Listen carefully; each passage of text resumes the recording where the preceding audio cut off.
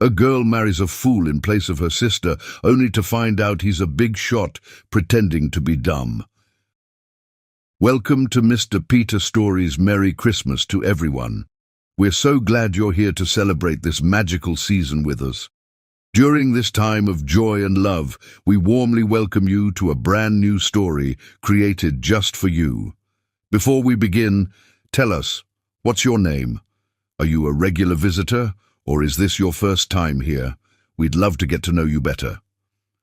Now, get ready to dive into a tale full of emotions, surprises, and unforgettable moments. Thank you for being part of our storytelling community.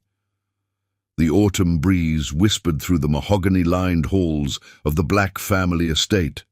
Carrying with it the weight of impending change, Camilla Black stood before the floor-to-ceiling windows of her father's study, her manicured fingers tracing invisible patterns on the cold glass.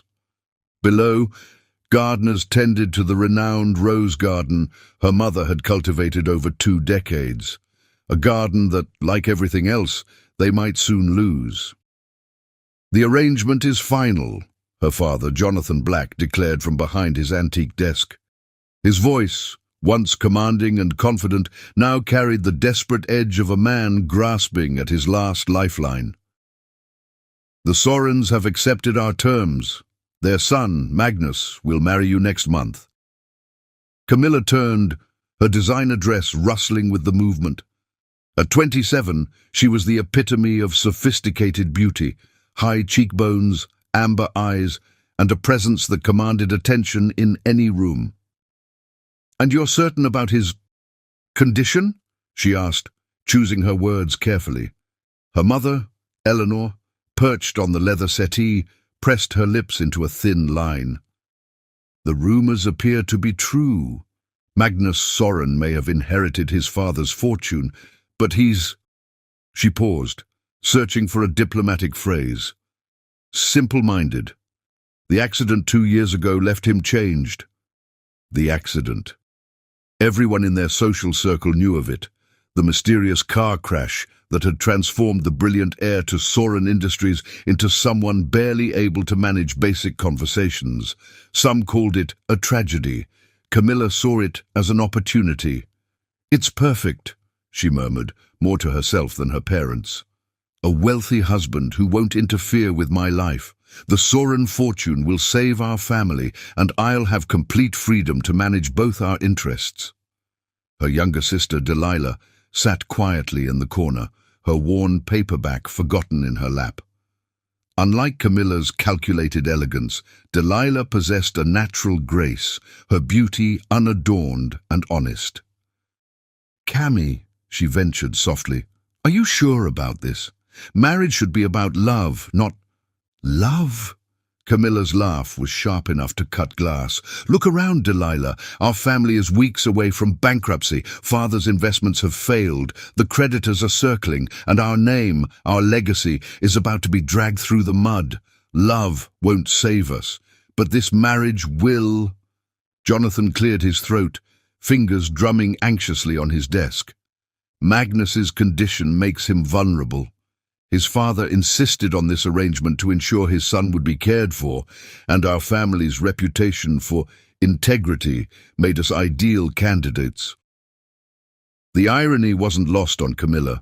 The Blacks' sterling reputation had made them perfect marks for unscrupulous business partners, leading to their current predicament.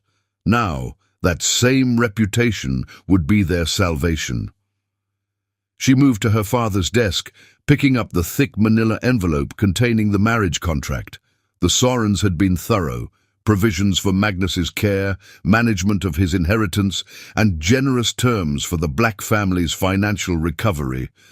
All she had to do was say, "I do," to a man who reportedly had the mental capacity of a child. "I'll do it," she declared, her voice firm. "I'll marry Magnus Soren. Our family will be saved, and I'll ensure he's well cared for." The latter was a lie, but a necessary one. Let her parents believe in her noble sacrifice. Delilah watched her sister, noting the calculated gleam in her eyes. She knew Camilla too well. had seen that same expression when her sister manipulated situations to her advantage.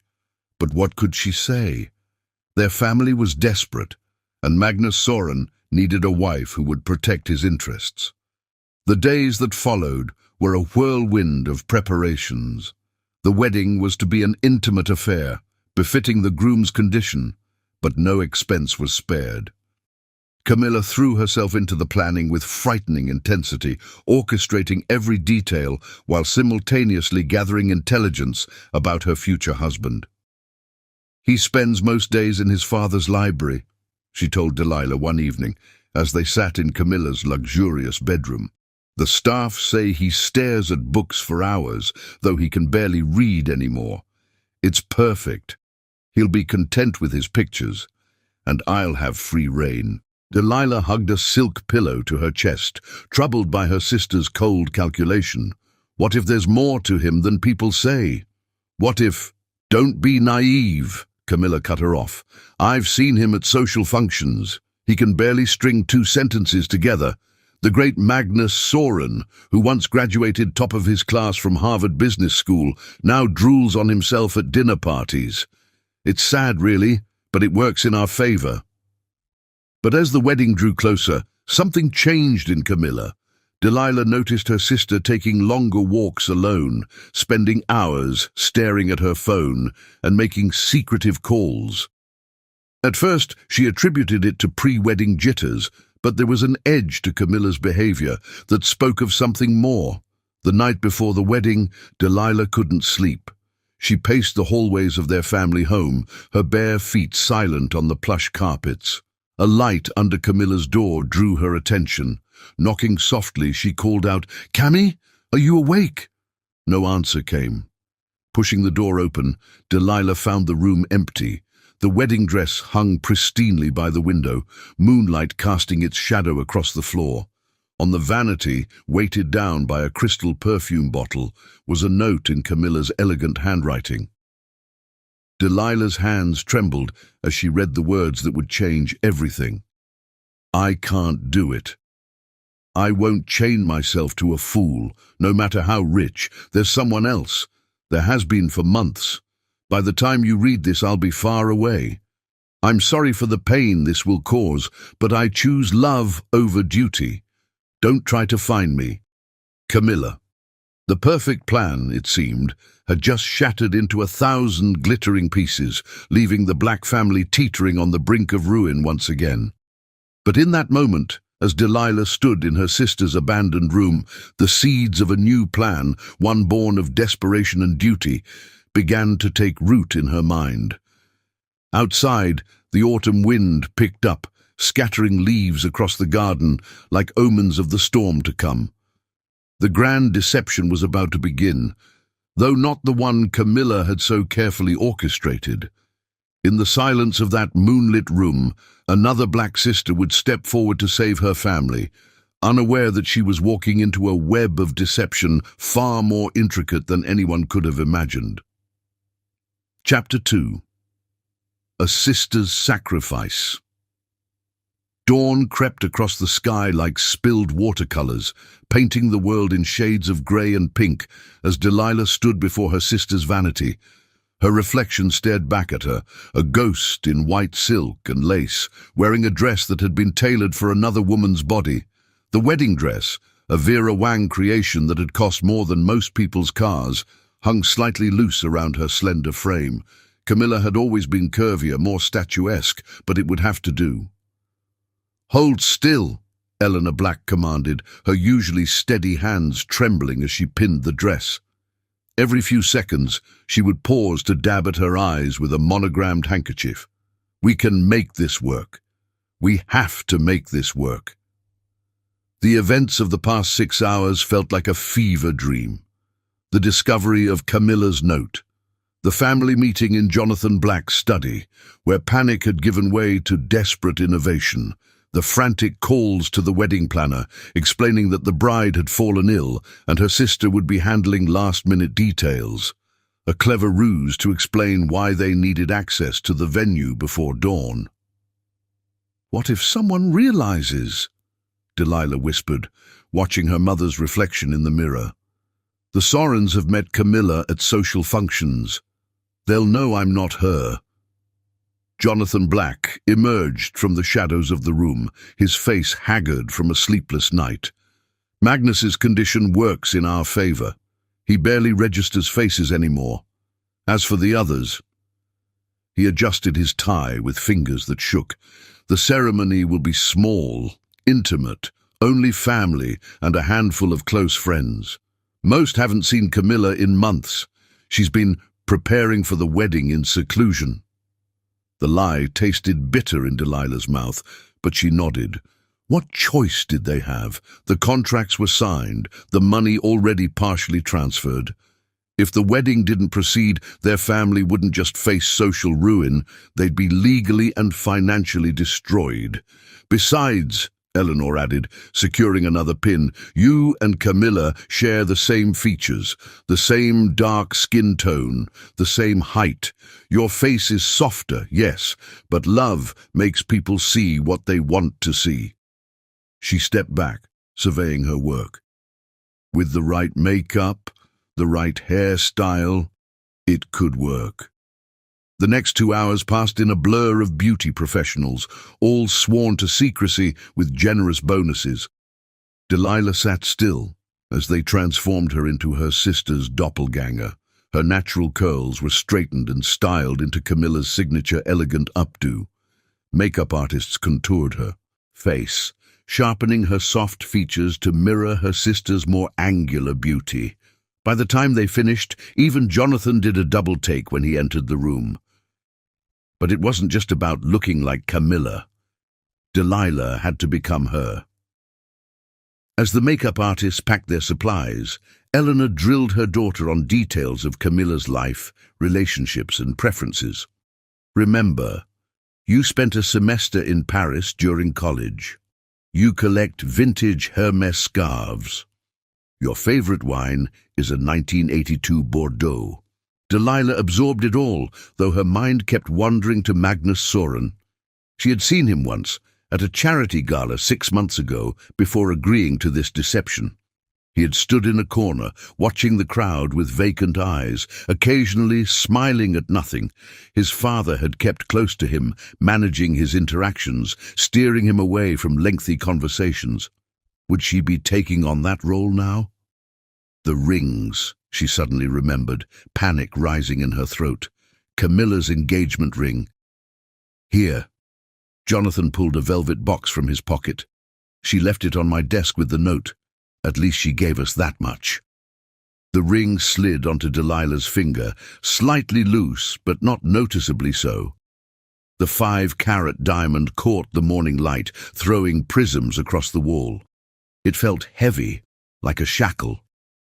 At 9:30, the first guests would begin arriving at St. Patrick's Cathedral. By 10, Delilah would walk down the aisle toward a man who thought he was marrying her sister. By noon, she would be Mrs. Magnus Soren, committed to a lifetime of caring for a mentally impaired man while maintaining an elaborate deception. You don't have to do this, Eleanor said softly, catching her daughter's hand. We could confess everything, face the consequences. But Delilah could see the fear in her mother's eyes. The Blacks wouldn't just lose their money and status. They'd face legal repercussions for fraud. The Sorens would ensure they were destroyed, their reputation shredded, their future prospects obliterated.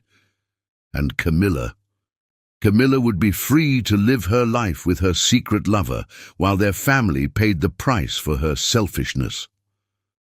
"I'll do it," Delilah repeated, stronger this time. She stood, the dress rustling around her feet. In the full-length mirror, she barely recognized herself. The woman staring back was all Camilla's sophisticated elegance with none of her calculated coldness. It was a mask she would have to wear perfectly. A knock at the door made them all jump. "The car is ready," the butler announced. "The flowers have arrived at the cathedral, and Mr. Soren Sr. called to confirm they're en route." Delilah took a deep breath, smoothing non-existent wrinkles from the dress. In her mind, she began constructing a new identity, a hybrid of herself and Camilla, someone who could believably be the woman Magnus Soren thought he was marrying. "One last thing," Jonathan said, pulling her aside. "The prenuptial agreement, there's a clause about consummation." He couldn't meet her eyes. "The marriage must be valid for the contracts to be binding."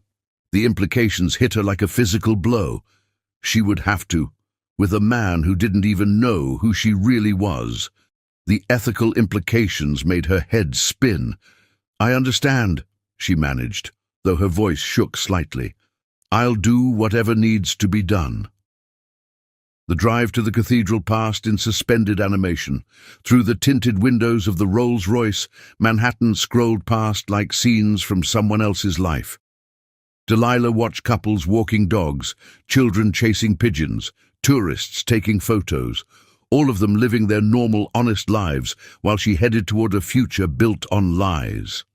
As the car pulled up to the cathedral's side entrance, Eleanor squeezed her daughter's hand. "Remember, you're doing this for family. Everything we do for family." Delilah nodded, unable to speak. The weight of the veil settled over her face like a shroud as her father helped her from the car. Through the delicate lace, she could see the massive doors of St. Patrick's looming before her. Somewhere beyond them waited Magnus Soren, the man she would pledge her life to under false pretenses. "Ready?" Jonathan asked, offering his arm.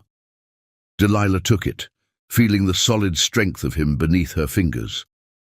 In her mind, she said goodbye to herself, to the quiet girl who loved books and gardening, who dreamed of finding true love someday.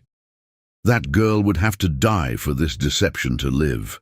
The organ music began to swell, its notes rolling through the cathedral like waves.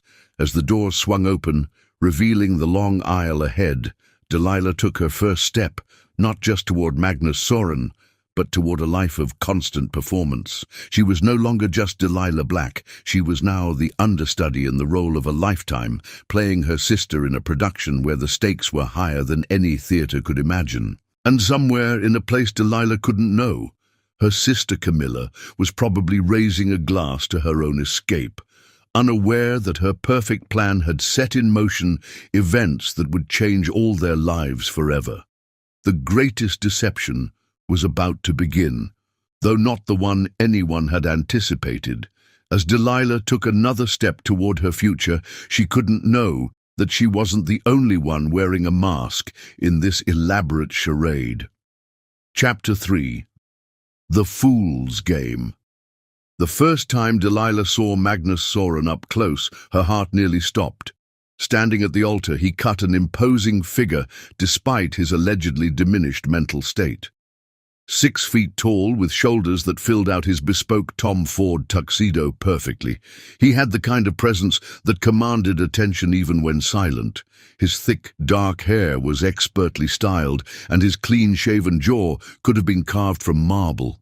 If this was what simple-minded looked like, Delilah couldn't imagine how devastating he must have been before the accident. As she approached on her father's arm, Magnus's vacant blue eyes settled on her with an unsettling intensity. For a fraction of a second, she could have sworn she saw something flash across his face, recognition, confusion. But it disappeared so quickly, she dismissed it as her own nervous imagination. "Pretty," Magnus said loudly, inappropriate enough to make several guests shift uncomfortably in their seats. His father, Henrik Soren, standing beside him as best man, placed a steadying hand on his shoulder. "Yes, son," Henrik murmured, "your bride is very pretty." The ceremony proceeded like a carefully choreographed dance, each step planned to minimize Magnus's participation. The priest, briefed about the groom's condition, kept his questions simple and direct. Magnus responded with childlike enthusiasm, sometimes too loud, sometimes barely audible, but he didn't miss a single cue. When it came time for the vows, Delilah's hands trembled as she held the paper. She'd memorized Camilla's personally written vows, found tucked into her wedding planner. The words felt like ashes in her mouth, Magnus, I promise to be your guiding star, your constant companion, your faithful wife. Magnus's vows were simplified to basic repeating after the priest, yet something in his delivery made Delilah pause. The vacant look in his eyes seemed to flicker whenever their gazes met, like a television with poor reception, occasionally showing glimpses of a clear picture. "Ring!" Magnus announced abruptly, reaching for the gold band with all the coordination of a toddler. Yet somehow he managed to slide it onto her finger without fumbling. His touch was sure, his grip steady, nothing like the uncoordinated movements he'd displayed moments before. The reception was held in the grand ballroom of the Plaza Hotel, decorated in cream and gold tones that screamed old money and refined taste.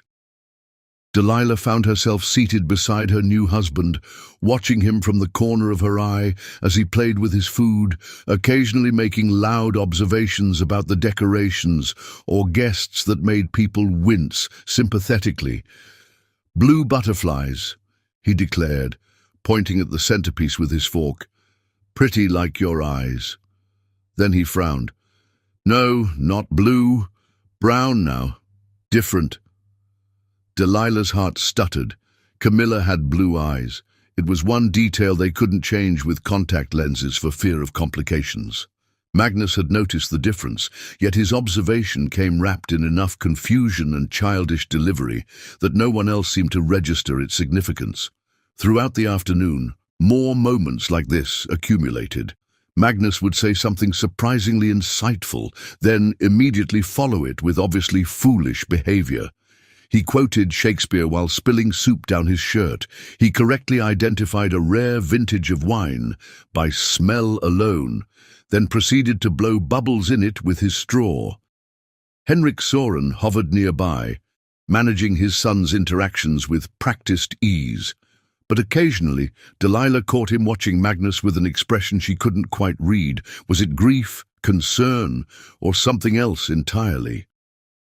"Dance," Magnus announced suddenly, standing with enough force to rattle the china. "Want dance with wife?" Before anyone could intervene, he had pulled Delilah to her feet and led her to the dance floor. She expected him to stumble, to need guidance, but instead found herself swept into a perfect waltz hold. His posture was impeccable, his leading subtle but firm. 1, 2, 3, 1, 2, 3. He counted loudly, like a child learning to dance, yet his feet moved with fluid grace that spoke of years of training. The dichotomy was jarring. As they turned around the floor, Magnus leaned close to her ear, his breath warm against her skin. "You smell different too," he whispered, his voice losing its childish quality for just a moment. "Camilla wore Chanel No. 5. You prefer something softer." Before Delilah could process this, he pulled back, his face once again a mask of vacant happiness. "Pretty dress goes swoosh," he announced to anyone within earshot, twirling her with excessive enthusiasm. The rest of the reception passed in a blur of congratulations and careful management of Magnus's condition. He alternated between childish outbursts and periods of quiet observation, during which his eyes would follow Delilah with unnerving focus. As evening fell and the last guests departed, Henrik pulled Delilah aside. "Magnus's routine is very important," he explained, handing her a leather-bound notebook. "Everything is detailed here, his medications, his preferred schedule, his triggers. The staff at your new home have been fully briefed, but as his wife, you'll need to take an active role in his care." Delilah nodded, clutching the notebook like a lifeline. "I understand. I'll take good care of him." Henrik's grip on her arm tightened slightly. "See that you do. The Sorens protect their own, and Magnus, despite his condition, is very precious to us." Was there a warning in his tone? Before Delilah could analyze it, Magnus appeared beside them, tugging at his bow tie with evident distress. "Home now," he insisted. "Tired. Want go home." The Soren family townhouse on the Upper East Side would be their home for the foreseeable future. As the car pulled up to the magnificent limestone facade, Delilah felt her anxiety spike. This was it. No more family around, no more guests to maintain appearances for. Just her and Magnus, alone. The staff had already retired for the night, leaving only the security team monitoring the premises from their discreet posts. Magnus led the way inside, his movements suddenly more purposeful than they'd been all day. In the massive marble foyer, he stopped abruptly. Delilah nearly collided with his back. Slowly, he turned to face her, and what she saw made her blood freeze in her veins. The vacant expression was gone. In its place was something sharp, calculating, and unmistakably intelligent. His posture had changed too. Gone was the slightly stooped, uncertain stance of a damaged man. He stood straight, commanding, every inch the Harvard-educated businessman he'd once been. "Well," he said, his voice rich and cultured, nothing like the childish tones he'd affected all day. "Shall we drop the pretense, Mrs. Soren? Or should I say, Delilah?" The world tilted sideways as Delilah realized the magnitude of her situation. She wasn't the only one who'd been playing a role. The greatest fool in this game hadn't been Magnus Soren. It had been her for believing the performance in the first place. As she stood there, wedding dress heavy around her legs, Delilah understood that she'd walked into something far more complex than a simple marriage of convenience. The question was, had she just stumbled into a trap, or was this the beginning of something else entirely? Magnus's blue eyes glittered with intelligence as he waited for her response, a slight smile playing at the corners of his mouth. The game was about to change, and Delilah had the sinking feeling she'd been playing by the wrong rules all along. Chapter 4. Whispers and Wonderings. The silence in the foyer stretched between them like a living thing, broken only by the soft ticking of the grandfather clock in the corner. Delilah's mind raced, trying to process the transformation before her. Gone was any trace of the simpleton she'd agreed to marry. In his place stood Magnus Soren, as he truly was, sharp, commanding, and undeniably dangerous. "Would you like a drink?" he asked, his voice smooth as aged whiskey. "I believe we both could use one for this conversation." Without waiting for her response, he strode to a hidden panel in the wood-paneled wall, pressing it to reveal a fully stocked bar. Delilah watched him pour 2 glasses of amber liquid, his movements precise and elegant. Every gesture screamed of privilege and power, of a man completely in control of his environment. How had anyone ever believed him incompetent? "Why?" The question escaped her before she could stop it, her voice barely above a whisper. Magnus turned, offering her one of the crystal tumblers. Why the deception? Or why reveal it now? His lips curved in a sardonic smile. "Please, sit. This may take a while." He gestured to the formal living room, an imposing space dominated by antique furniture and priceless art. Delilah sank into a leather armchair, her wedding dress pooling around her like foam on dark water. She took a sip of the whiskey, grateful for the burning warmth it provided. "The accident 2 years ago was real," Magnus began, settling into the chair opposite her. "A head-on collision on a rainy night.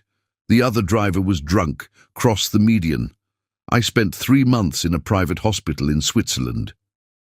He swirled the liquid in his glass, watching the light play through it. "When I emerged, everyone expected me to be damaged, broken. Their pity was illuminating." He stood, moving to the floor-to-ceiling windows that overlooked the garden. "Do you know what happens to a man of my position when people think he's mentally incompetent? They reveal themselves. Competitors become careless, thinking me no threat. Allies show their true colors, believing I can't understand their machinations. Even my own board members began plotting, thinking I wouldn't notice." "So you played into their expectations," Delilah realized, the pieces falling into place. Magnus turned back to her, his blue eyes intense. Precisely. The fool sees everything because no one thinks to hide from him. But that's not why we're here, is it? Let's talk about you, Delilah, and your own little deception. Heat flooded her cheeks. How long have you known? That you weren't Camilla, from the moment you walked into the cathedral. He moved closer, looking down at her with an unreadable expression. Your sister and I had met several times during the arrangement of this marriage. She wore her ambition like perfume, strong, obvious, and ultimately cheap. You... He reached out, brushing a loose curl from her face. You wear your sacrifice like a crown. Delilah jerked away from his touch, standing abruptly. If you knew, why did you go through with it? Because you intrigued me. Magnus's admission was blunt. I watched you during the ceremony, saw how you handled yourself at the reception. You were playing a role, yes, but not for personal gain. You were willing to tie yourself to a man you believed mentally impaired, all to save your family. He stepped closer, invading her space. That kind of loyalty is rare in our world, Delilah, and valuable. What do you want? She asked, hating how her voice trembled slightly. Magnus's laugh was low and rich. Want? I want exactly what I have, a wife who understands the value of appearances, who can play her role perfectly in public while being a true partner in private. The question is, what do you want? Delilah's mind spun with possibilities. The marriage contract, the prenuptial agreement, her family's financial salvation. Was it all still valid? As if reading her thoughts, Magnus continued. Your family's arrangement with mine stands. The money has been transferred, the debts paid. Consider it payment for services rendered. You've already proved invaluable in maintaining my carefully constructed facade. Relief flooded through her, quickly followed by anger. So, I'm just another pawn in your game? Another piece to manipulate? Magnus caught her arm as she tried to push past him, his grip firm but not painful. No, he said softly, his face inches from hers. You're my queen on this chessboard, Delilah, the most powerful piece in play if you choose to be. The heat of his hand seemed to burn through the delicate lace of her sleeve. This close, she could see the flecks of darker blue in his eyes, smell the subtle notes of his cologne. He was overwhelming in his intensity, nothing like the vacant man she'd expected to marry. And if I refuse to play? She challenged, lifting her chin. His smile was both admiring and predatory. You won't. You're too intelligent for that. Think of what we could accomplish together. You with your natural ability to make people trust you, me with my resources and connections. We could be extraordinary. Or we could destroy each other, Delilah countered. There's always that risk. Magnus released her arm, stepping back slightly. But isn't that what makes it interesting? A clock chimed somewhere in the house, reminding them of the late hour. Delilah suddenly felt the weight of the day pressing down on her. The rushed wedding preparations, the ceremony, the reception, and now this revelation. Her legs trembled slightly. Magnus noticed, of course. He noticed everything. You're exhausted, he stated. We can continue this discussion tomorrow. Your suite is up the stairs, first door on the right. I've had your things moved there. My suite? Delilah asked, confused. But the prenuptial agreement, the consummation clause. His expression darkened slightly. I may be manipulative, Delilah, but I'm not a monster. We have time to figure out what this marriage will be. For now, rest. Process what you've learned. Tomorrow we can begin planning our future. As Delilah climbed the sweeping staircase, her wedding dress rustling with each step, she felt Magnus's eyes following her. At the top, she paused, looking back down at him. One last question, she said. Does anyone else know about the real you? Magnus's smile was enigmatic. My father knows, of course. It was his idea initially, as for others. He shrugged elegantly. That's something you'll have to discover for yourself. Good night, Mrs. Soren. In her suite, a stunning space decorated in shades of cream and gold, Delilah finally allowed herself to break down. Tears rolled down her cheeks as she struggled out of the wedding dress, replacing it with a silk nightgown she found laid out for her. She had entered this marriage believing she would be caring for a damaged man, sacrificing her future for her family's salvation. Instead, she found herself married to one of the most dangerous men in New York's high society, a master manipulator who had turned his own apparent weakness into a weapon. As she lay in the enormous four-poster bed, staring at the intricate ceiling medallion above, Delilah wondered if she had traded one prison for another. But a small voice in her mind whispered that perhaps, just perhaps, she had found something else entirely, a chance to be more than she'd ever imagined if she was brave enough to take it. In the darkness of her new home, Delilah Black Soren began to plan. If Magnus wanted a queen on his chessboard, she would have to learn to play the game better than anyone expected. After all, she wasn't the only one who had underestimated her opponent today. Chapter 5. Behind Closed Doors. The morning after her wedding dawned with surreal clarity. Delilah woke to sunlight streaming through floor-to-ceiling windows and the distant sounds of Manhattan coming to life. For a moment she lay still, hoping it had all been a dream. But the unfamiliar weight of the wedding ring on her finger confirmed reality. She was Mrs. Magnus Soren, wife to a man who was either the most brilliant actor in New York or the most dangerous. A soft knock at the door preceded the entrance of an elegantly dressed woman in her 50s.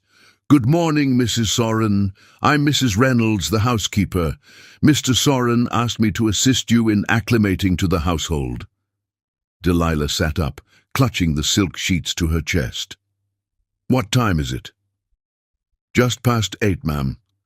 Mr. Soren has already left for the office. He maintains appearances by working from home most days, but board meetings require his presence." Mrs. Reynolds moved to the walk-in closet, emerging with a carefully coordinated outfit. "He's arranged for a car to take you shopping today. Your sister's clothes won't do for the role you need to play." The mention of Camilla sent a sharp pain through Delilah's heart. Had her sister realized yet that her escape hadn't destroyed their family as planned? Did she know about the deception? After a breakfast served in the private morning room, an elegant space overlooking the garden, Delilah found herself whisked away in a sleek black Mercedes. The driver, a stone-faced man named Harrison, seemed to know exactly where to go. Their first stop was Bergdorf Goodman, where a personal shopper named Vivian was already waiting. "Mr. Soren was very specific about the image we're crafting," she explained, leading Delilah through the designer collections. "The wife of a mentally challenged millionaire needs to project both sophistication and approachability. People should see you as devoted, capable, but not calculating."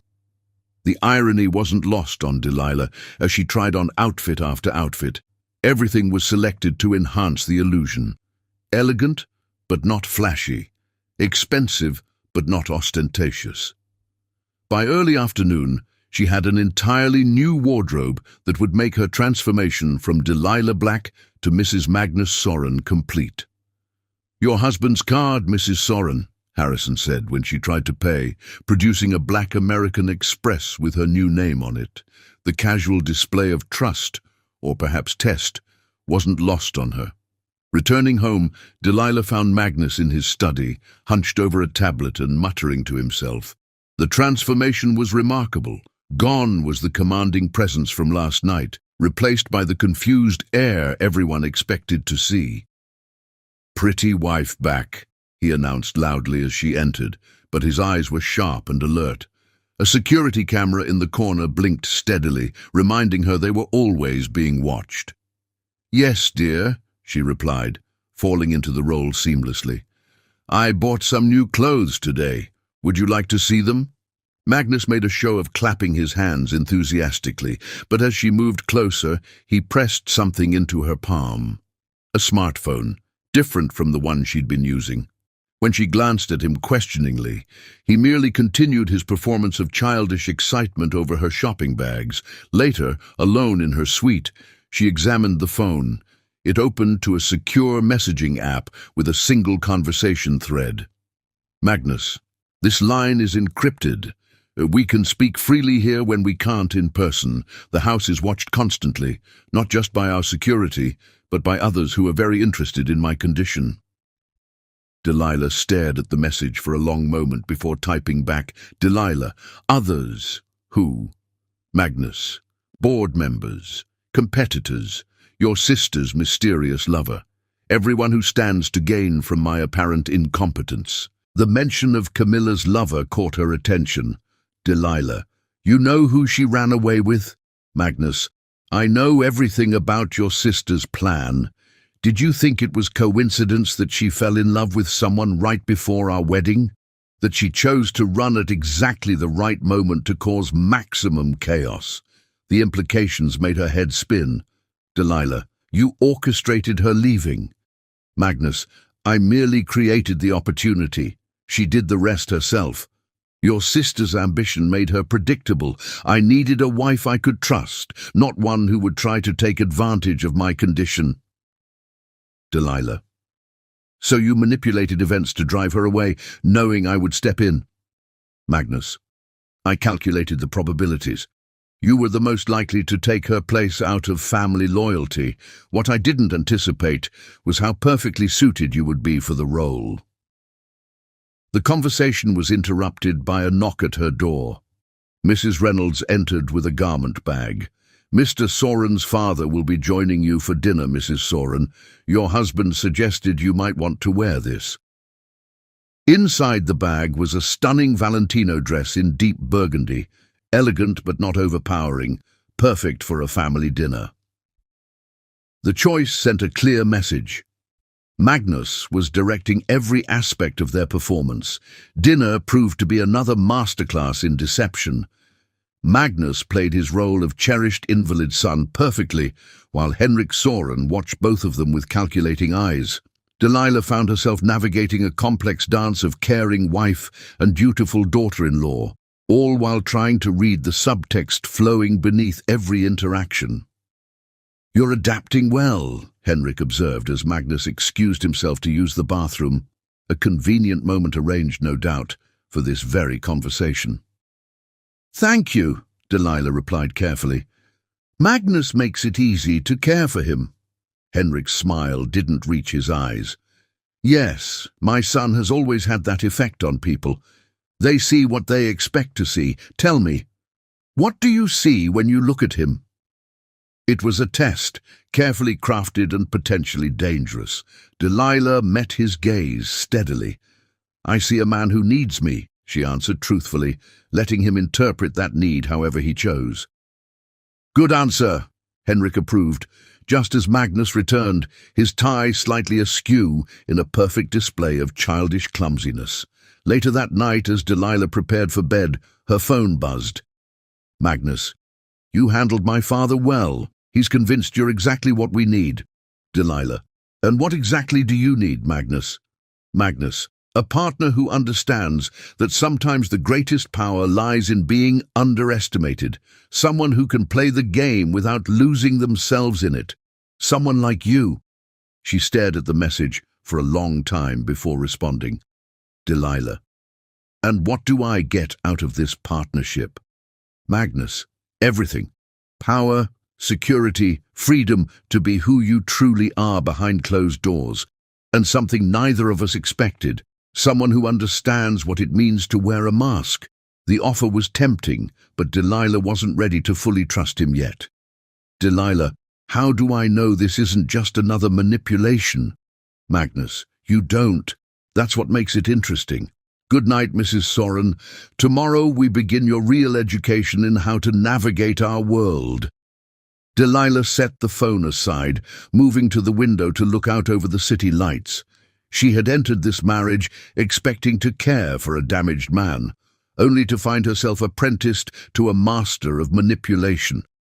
The question was, could she learn to play this game without losing her soul in the process? As if in answer to her thoughts, a final message buzzed through. Magnus, remember, in chess, the queen starts beside the king but moves freely on her own. Your power lies in choosing how to use that freedom. Delilah smiled despite herself. Perhaps this strange marriage wasn't a prison after all, but a door to possibilities she'd never imagined. The game was just beginning, and she intended to learn every rule. Chapter 6. The Truth Unravels. The first month of marriage to Magnus Soren was like attending an elite masterclass in deception. Every morning brought new lessons, each interaction carefully orchestrated to deepen their elaborate charade, while simultaneously teaching Delilah the true nature of power in their world. "Watch their eyes," Magnus instructed one evening as they sat in his private study reviewing security footage from that day's board meeting. On the screen, various Soren Industries executives sat around a massive conference table, their attention fixed on Magnus as he played with a rubber band and mumbled about pretty colors. "See how Harrison looks at Mitchell when I mention the Asian markets? That's because they're planning a hostile takeover of our subsidiary in Singapore." Delilah leaned closer to the screen, studying the subtle interplay of glances and gestures. "How long have you known?" 3 months. Magnus's smile was predatory. "I've been feeding them false information through various channels, letting them think they're clever." He fast-forwarded to another segment. "Watch Mitchell's left hand when I start talking about numbers. The way he taps his fingers. He's nervous. He should be. Tomorrow, they'll discover that their secret negotiations have been with a shell company I control." The lesson was clear. In their world, everything was a sign if you knew how to read it. Delilah found herself becoming hyper-aware of the subtle languages of power, the way a handshake could convey threats, how the placement of people at a dinner table spoke volumes about allegiances and betrayals. Their public appearances were carefully choreographed performances. Magnus would play the cheerful invalid, while Delilah managed him with gentle competence, earning sympathetic smiles and admiring whispers about her dedication. But beneath every interaction lay layers of calculation and observation. "The key," Magnus explained during one of their encrypted conversations, "is to let people think they're cleverer than you. Everyone wants to believe they're the smartest person in the room. Give them that illusion, and they'll tell you everything while thinking they're manipulating you." Delilah proved to be an apt pupil. Her natural empathy, once considered a weakness in their cutthroat world, became her greatest asset. People opened up to her, confiding their secrets to the kind, patient woman who seemed so devoted to her challenged husband. Each confession, each confidential whisper became another piece in the complex puzzle Magnus was assembling. Their relationship, too, evolved in unexpected ways. The initial tension of their arranged marriage gave way to something more complex, a partnership built on mutual respect and a shared appreciation for the game they were playing. During their private moments, away from the cameras and prying eyes, they found themselves engaging in increasingly personal conversations. "Why did you really choose this path?" Delilah asked one night as they sat in the garden under the stars. It was the one place they could speak freely after Magnus's security team swept for surveillance devices. Magnus was silent for a long moment, swirling the whiskey in his crystal tumbler. "The accident changed everything," he finally said. 3 months in that Swiss hospital, watching visitors come and go, hearing them discuss my company's future as if I wasn't there. It was enlightening. People reveal their true selves when they think you can't understand them. But to maintain this deception for so long, it became something more than just a strategic choice, he admitted. "It's liberating in a way. When everyone thinks you're simple, they don't guard themselves. Every betrayal, every scheme, every hidden agenda becomes visible. It's like having X-ray vision into the human soul. Delilah studied his profile in the moonlight. And what does your X-ray vision show you about me? His blue eyes met hers with unexpected intensity. You're the first person who surprised me in years. I thought I knew exactly what would happen when your sister ran, how you would react, how this marriage would play out, but you've exceeded every calculation. Is that a good thing? It's refreshing. He reached out, tucking a stray curl behind her ear. The gesture was startlingly intimate, causing her breath to catch. You play the game beautifully, but you haven't let it change who you are. That's rare in our world. Their moment was interrupted by a buzz from Magnus's secure phone. His expression darkened as he read the message. It seems we have a problem. Your sister has resurfaced. Delilah's heart skipped a beat. Where? Monte Carlo. She's been spotted with James Mitchell. Yes, the same Mitchell from my board. It appears their chance meeting 6 months ago wasn't so coincidental after all. The pieces clicked into place. She was working with him all along. Her running away was part of their plan. Magnus nodded grimly. They thought her disappearance would throw our family into chaos, making it easier for Mitchell's faction to take control while I was distracted by my new bride's betrayal. What they didn't count on was you. Or you, Delilah added. They still think you're incapable of understanding their scheme. Exactly. Magnus's smile was sharp. And now they're about to learn the cost of underestimating both of us. Tomorrow Mitchell will receive some very interesting photos of his meetings with certain Chinese investors, meetings that technically violate several international trade agreements. And Camilla, that depends on you. Magnus turned to face her fully. She's your sister. How do you want to handle her betrayal? It was a test, Delilah realized, not just of her loyalty, but of her understanding of the game they were playing. She thought carefully before responding. We let her and think she's winning, she said slowly. Feed her information that makes her believe her plan is working. Then when she and Mitchell make their move, we spring the trap. Magnus finished, approval clear in his voice. See? This is why you're perfect for this role. You understand the long game. Later that night, alone in her suite, Delilah received another encrypted message. Magnus, you could have asked for revenge against your sister. Most would have. Delilah, revenge is emotional. This is business. Magnus, you're learning. But tell me truthfully, doesn't part of you want to make her pay for her betrayal? Delilah hesitated before responding. Delilah, of course it does. She left me to clean up her mess, never thinking about the consequences, but letting those feelings drive my decisions would be amateur. Magnus, you really are extraordinary, you know. I find myself increasingly grateful for your sister's selfishness. It brought me something far more valuable than I expected. The message made her heart race in a way she wasn't entirely comfortable examining. Their relationship was built on mutual advantage and shared secrets. Anything more would be dangerous. And yet, Delilah, are we still playing the game, Magnus? Or is this something else? His response took several minutes to arrive. Magnus, perhaps it's both. The best partnerships blur the lines between strategy and sincerity. The question is, are you ready to explore that ambiguity? She stared at the message, understanding its implications. They were standing on the edge of something deeper than their carefully constructed facade.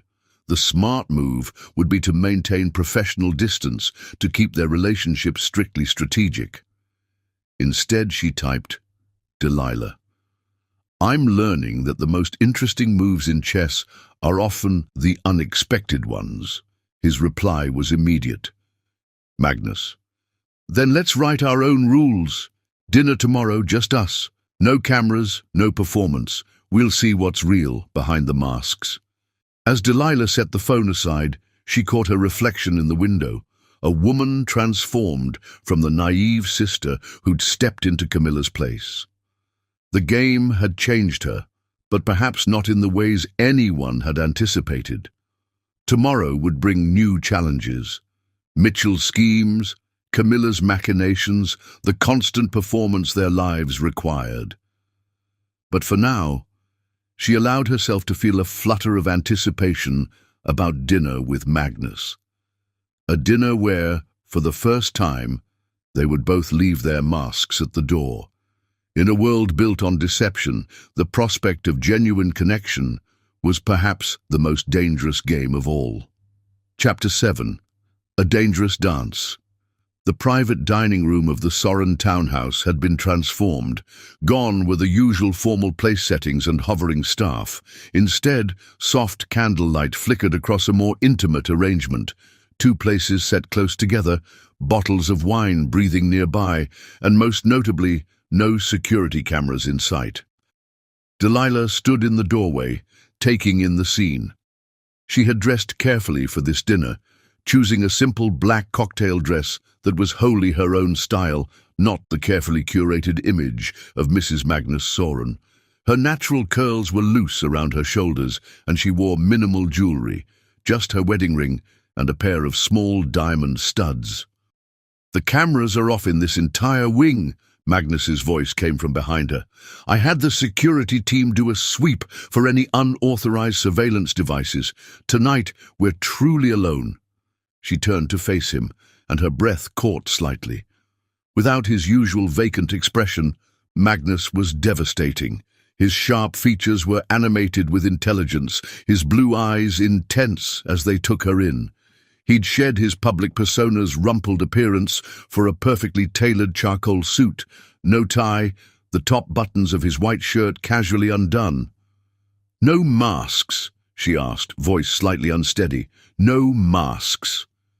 He stepped closer, offering her a glass of wine. "Tonight, we're just Magnus and Delilah. No performance, no strategy, no game." "Is that possible?" She accepted the glass, their fingers brushing. "After everything?" His smile was surprisingly gentle. "Let's find out." Dinner was served by Mrs. Reynolds, the only staff member Magnus trusted completely, he explained after she'd left them alone. The food was excellent, but what struck Delilah most was how different Magnus was when fully himself. His conversation was brilliant, ranging from art to philosophy to business with equal passion. He had a dry wit that made her laugh genuinely, and his observations about human nature were fascinating. "Tell me about yourself," he requested as they moved to the comfortable seating area with their wine. The real Delilah, not the carefully constructed Mrs. Soren. She curled into the corner of the sofa, considering. "What do you want to know?" "Everything." He sat beside her, turned to face her fully. "I know. Your file, your background, your family history. But I want to know you. What makes you laugh? What keeps you up at night? What did you dream of before life threw you into this elaborate charade?" The intensity of his interest was both flattering and unnerving. "I wanted to be a writer," she admitted. "I used to fill notebooks with stories, poems, observations about life. Camilla always thought it was a waste of time. And now? Now I feel like I'm living in one of my stories." She took a sip of wine. "The plot twists are certainly dramatic enough."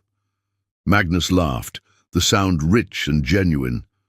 "Life does have a way of exceeding fiction, though I doubt any publisher would believe this particular tale. A brilliant businessman pretending to be simple-minded to protect his empire, who ends up married to his intended bride's sister. It does stretch credibility. Don't forget the part where the substitute bride turns out to be more perfect for the role than anyone could have anticipated." His voice dropped lower, more intimate. "Where she proves to be not just capable, but extraordinary." Heat bloomed in Delilah's cheeks. "Magnus, you must know how remarkable you are. he continued, setting his wineglass aside. I chose you because I thought you would be malleable, easy to control. Instead, you've become essential, not just to the plan, but... He trailed off, and for the first time since she'd known him, Magnus Soren seemed uncertain. But, she prompted softly. Instead of answering, he reached out, tracing his fingers along her jaw. The touch was electric, sending shivers down her spine. I find myself thinking about you at the most inopportune moments, he confessed, during board meetings, in the middle of negotiations, even when I'm playing my fool's role. I'll catch a glimpse of your smile, your real smile, not the careful one you wear in public, and forget my lines.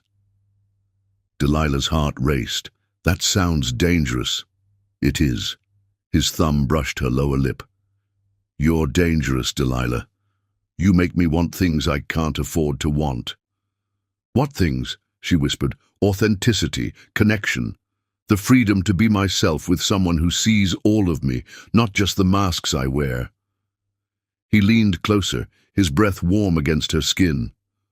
The right to do this. The kiss was gentle at first, a question more than a demand. Delilah responded without thinking, her free hand sliding up to curl around his neck. Magnus made a low sound in his throat, deepening the kiss as he took her wineglass and set it aside. When they finally broke apart, both breathing heavily, reality came crashing back in. This complicates everything, Delilah said, though she didn't move from his embrace. Everything worth having is complicated. Magnus brushed a curl from her face. The question is, are you willing to risk it? She studied him in the candlelight, this man who had already turned her world upside down once. How do I know this isn't just another layer of the game?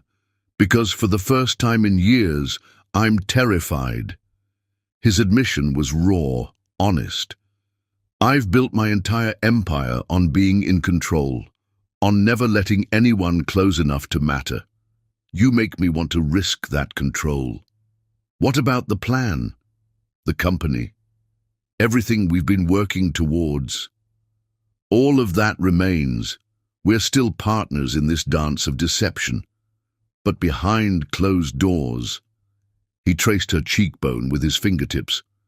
Behind closed doors, we could be real, no masks, no pretense, just us. The offer was tempting, more than tempting. It was everything Delilah hadn't allowed herself to want.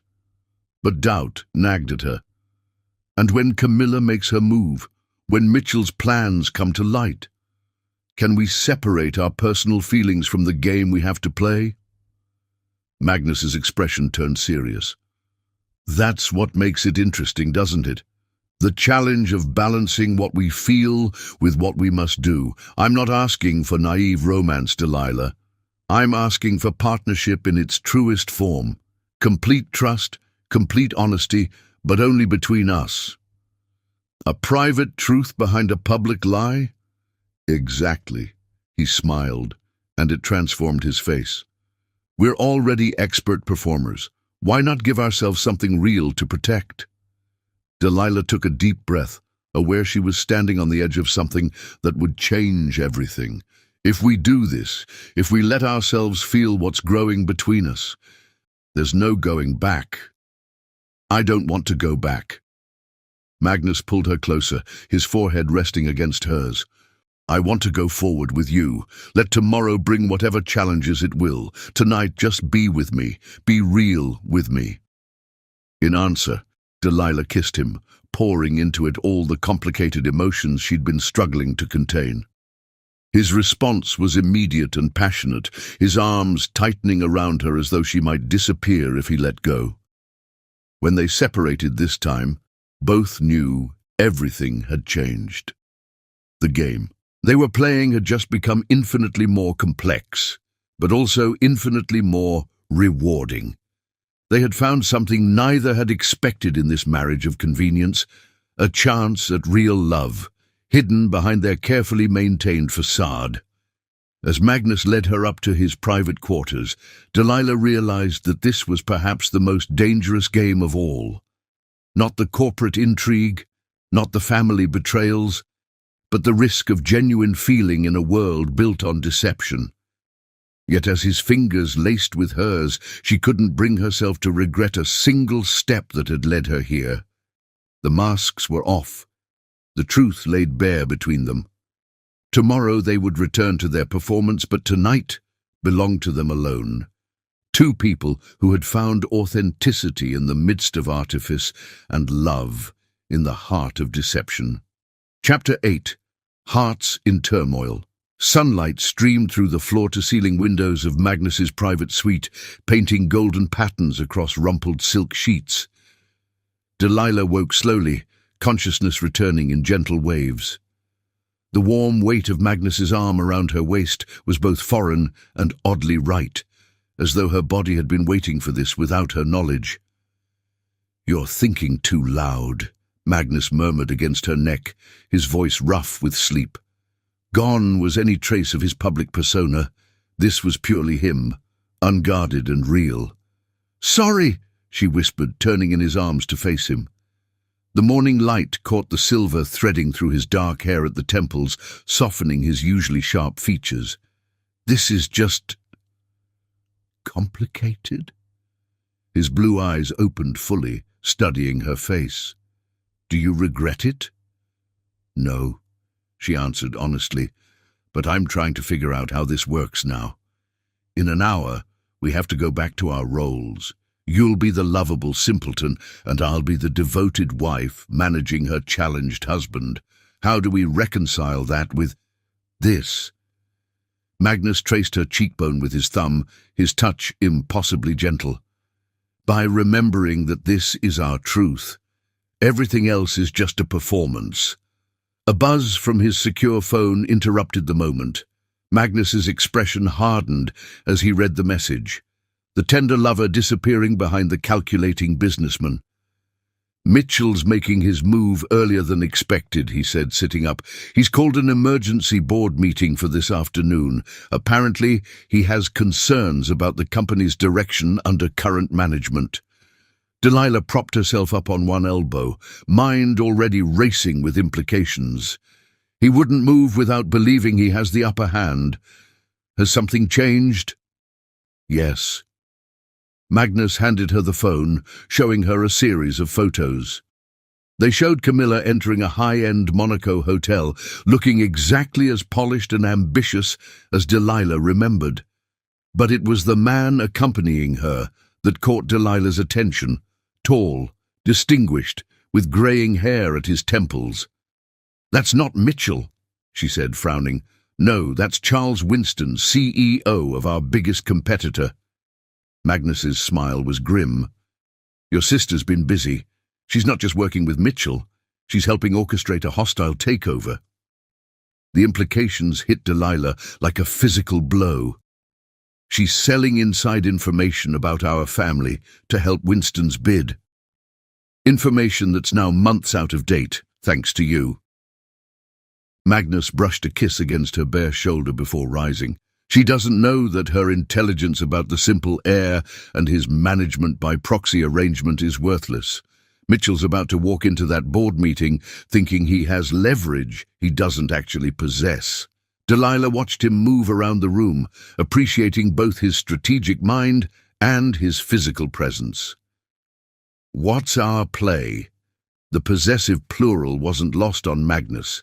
His smile turned predatory. "First, we maintain our routine.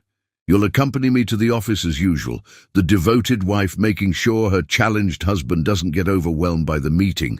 Then, when Mitchell makes his move, we destroy him?" "No." Magnus paused in knotting his tie, meeting her eyes in the mirror. "We give him exactly what he wants, just not in the way he expects. Get dressed, darling. The game is about to become very interesting." An hour later, they arrived at Soren Industries' Manhattan headquarters. Magnus had transformed completely into his public persona, complete with slightly rumpled suit and vacant expression. Delilah led him through the lobby with practiced patience, nodding sympathetically at the pitying looks from employees. In the private elevator to the executive floor, Magnus squeezed her hand. "Ready?" She squeezed back. "Always." The boardroom was already full when they arrived. Mitchell sat at the far end of the table, radiating false concern as Magnus shuffled to his seat, accidentally knocking over a water glass in the process. "So sorry," he said loudly, his voice childlike. "Pretty. Water makes patterns." Delilah dabbed at the spill with practiced efficiency. "It's all right, dear. Why don't you use your special cup instead?" She produced a covered plastic cup with a straw, earning sympathetic smiles from several board members. Mitchell cleared his throat. "Mrs. Soren, while we appreciate your dedication, this meeting is for board members only. Confidential matters, you understand." "Oh, but Magnus gets anxious without me," she replied, letting worry colour her tone. "Perhaps I could just sit quietly in the corner. I promise not to interfere." "Actually," Henrik Soren interrupted smoothly, "I believe having Mrs. Soren present might be beneficial, given the nature of today's discussion. Please, my dear, take a seat." Mitchell's confident smile flickered slightly.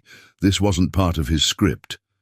The meeting began with standard updates, quarterly projections, market analysis, subsidiary reports. Magnus alternated between playing with a rubber band and making inappropriate comments about the colours in various presentations. Delilah kept careful notes while maintaining her facade of gentle concern for her husband. Finally, Mitchell made his move. "I feel it's time we address the elephant in the room," he announced, sliding folders to each board member. "While we all admire the dedication of the Soren family, recent market analyses suggest that our current management structure may be inadequate for maintaining shareholder value." He went on to outline his concerns, each point carefully crafted to emphasize Magnus's limitations without appearing overtly hostile. The proposal was elegant in its simplicity: create an executive committee to support Magnus, effectively transferring control while maintaining the appearance of family leadership. "And of course," Mitchell concluded smoothly, "we have the full support of Winston Enterprises in this transition. They've indicated their willingness to acquire a significant stake in Soren Industries, providing stability during this period of change." The trap was perfectly laid, or so Mitchell thought. He couldn't see Magnus's sharp intelligence behind the vacant smile, couldn't know that every word was being carefully weighed and measured. "Pretty numbers," Magnus said suddenly, pointing at the proposal with childlike enthusiasm, "like butterflies dancing." Mitchell's smile became strained. "Yes, well, the figures do paint a clear picture of the need for change." "Change is scary," Magnus announced, his voice trembling slightly. "But Daddy says sometimes scary things are good things, like when I had to learn to tie my shoes." Several board members shifted uncomfortably. This was exactly the sort of display Mitchell had hoped for, proof of Magnus's incompetence. But then Magnus knocked his special cup over, sending water cascading across the proposal documents.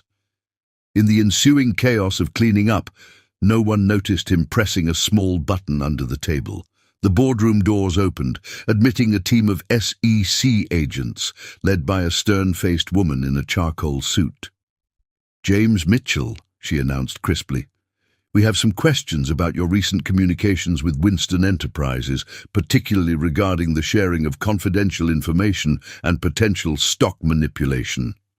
The colour drained from Mitchell's face as he realized his carefully constructed plan was crumbling. But the final blow came from Magnus himself, who suddenly sat straighter, all trace of vacancy gone from his expression. "I believe," he said, his voice sharp and cultured, "you'll find everything you need in the files my security team has compiled, including, Mr. Mitchell, transcripts of your meetings with my sister-in-law in Monaco." The boardroom erupted in chaos. Mitchell lunged for the door, but was intercepted by security. Board members shouted questions and accusations, and through it all, Magnus sat calmly, holding Delilah's hand under the table, their fingers intertwined in private triumph. Later, in the sanctuary of their home, they celebrated with champagne in the garden.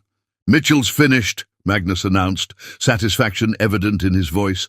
"The SEC has enough evidence to bury him, and the board is falling all over themselves to reaffirm their loyalty now that they know the truth." "And Camilla?" Delilah asked softly. Magnus pulled her closer, pressing a kiss to her temple. "The Monaco authorities are very interested in her role in this corporate espionage. She'll find her options severely limited in the coming weeks." "I should feel worse about this," Delilah admitted. "She's my sister." "She's a woman who would have destroyed your family without hesitation," Magnus corrected gently. "You gave her a chance at redemption when you took her place. She chose to double down on betrayal instead." Delilah turned in his arms, studying his face in the fading light. "What happens now?" "Now?" His smile was both tender and predatory. "Now we begin phase 2. The board knows I'm fully competent, but the public story will be that your loving care and dedication have helped me make remarkable progress in my recovery. Over the next few months, I'll slowly improve until I can gradually resume more public control of the company. And us." Magnus's expression softened. "That's the simplest part of all. We continue being exactly what we are, partners in every sense of the word. The world can believe whatever it wants about our marriage, but we'll know the truth." As the sun set over Manhattan, casting long shadows across the garden, Delilah realized that their greatest deception had somehow led to their deepest truth. In pretending to be something they weren't, they had discovered who they really were, together. The game would continue, the masks would stay in place when needed, but behind closed doors they had found something real, something worth protecting, something worth fighting for. Chapter 9. Sisters Return. The headlines in the New York Times business section told the story of a miracle. Soren heir shows remarkable recovery under new wife's care. The Wall Street Journal followed with "Love Conquers All, the remarkable rehabilitation of Magnus Soren." Even the tabloids got in on the narrative. Beauty and the Brilliant, how love healed a billionaire's brain. Delilah sat in their private breakfast nook, spreading the papers across the table while Magnus read the coverage on his tablet. "They're certainly running with the story," she observed, sipping her coffee. "People love a good redemption tale," Magnus replied, his eyes scanning the articles. "A damaged man brought back to his former glory by the power of love. It's practically a fairy tale. The PR team couldn't have scripted it better if they tried." The past month had seen Magnus's careful recovery play out exactly as planned. In public appearances, he gradually showed signs of improvement, speaking more clearly, handling complex tasks with increasing confidence, demonstrating flashes of his old business acumen. The transformation was attributed to Delilah's unwavering devotion and innovative therapy approaches, making her as much a star of the story as Magnus himself. "Your father called," Delilah mentioned, reaching for a croissant. "He wants us to do an exclusive interview with Forbes. They're featuring you in their Comeback Kings series." Magnus's expression darkened slightly. "Did he mention anything about our other situation?" The other situation was Camilla. After the SEC investigation into Mitchell had gone public, she had vanished from Monaco, her trail going cold somewhere in South America. Henrik's sources had been tracking her movements, waiting for her next move. Nothing specific, but Delilah was interrupted by her secure phone buzzing. The message made her blood run cold. "She's back." Magnus was at her side instantly, reading over her shoulder. The message contained a single photo, Camilla, stepping out of a town car in front of their parents' Manhattan residence, looking every inch the prodigal daughter returned. "Well," Magnus said softly, "this should be interesting." They arrived at the Black family home an hour later, their entrance perfectly choreographed. Magnus still played slightly subdued. His public recovery wasn't complete enough for him to appear fully restored, but the vacancy was gone from his eyes, replaced by subtle sharpness that he no longer had to completely hide. Camilla was holding court in the formal living room, their parents hanging on her every word as she spun tales of her spiritual journey through Europe and South America. She faltered mid-sentence when she saw them, her perfectly made-up face going slack with shock. "Magnus," she breathed, taking in his transformed appearance. You're improving day by day," he replied, his voice carefully modulated to show just a hint of his former hesitation. "Thanks to your sister's dedicated care."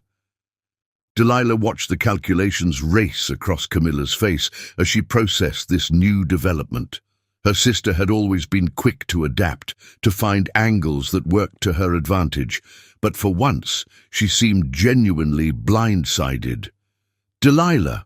Camilla recovered enough to stand, arms outstretched for an embrace.